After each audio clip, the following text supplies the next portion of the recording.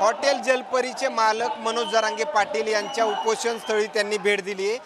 ते माझ्यासोबत आहेत. दादा, सोशल मीडियावरती काल व्हिडिओ देखील व्हायरल झाला होता. इथल्या आंदोलनकर्त्यांना जेवण वगैरे भेटत नाही. तुम्ही काहीतरी आणले असल्याचे देखील व्हिडिओ व्हायरल झाले. नेमकं काय आणलंय?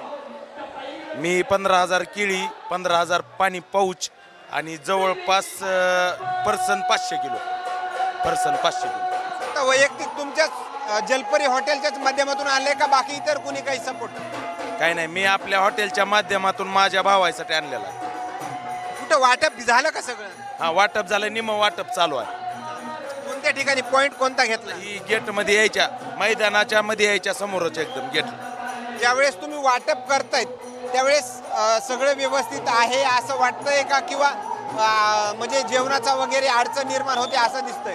नाही, आता कसं आहे माहिती आहे का, जवळपास आमच्या काळजाचे तुकडे लांबून लांबून एका ठिकाणी गोळा झालेत. तर बरेच उद्योजक आहेत, त्यात मी बी आहे, बरेच व्यावसायिक माणसं आहेत, त्यांनी हेल्प केली. एक तुमचा शेवटचा जो डायलॉग आहे ते एकदा म्हणून दाखवा. अहो कुठून? थेट मुंबईतून. अहो कुठं? थेट आरक्षणासाठी. म्हणून तर मी म्हणतो खोट बोलायचं नाही, कॉपी करायची नाही. धन्यवाद मित्रांनो. धन्यवाद. हे होते जलपरी. दादा, नाव काय तुमचं? माझं नाव रवींद्र सीताराम काळे. मी प्रॉपर लातूर जिल्ह्यातल्या मुरुड या गावचा रहिवासी आहे. काही तुमचा स्टाफ वगैरे काही आलाय का सोबत? हो, माझ्यासोबत दीपक आणि 4-5 पोरं आणखीन आलेले. धन्यवाद. या ठिकाणी पाहायला गेलं तर येत असलेल्या प्रतिक्रिया, मात्र आणखीन काही अपडेट्स मिळतील का हे पाहणं तेवढंच महत्त्वाचं ठरणार आहे. कॅमेरामॅन सोबत सूर्य दुंडिया, मुंबई.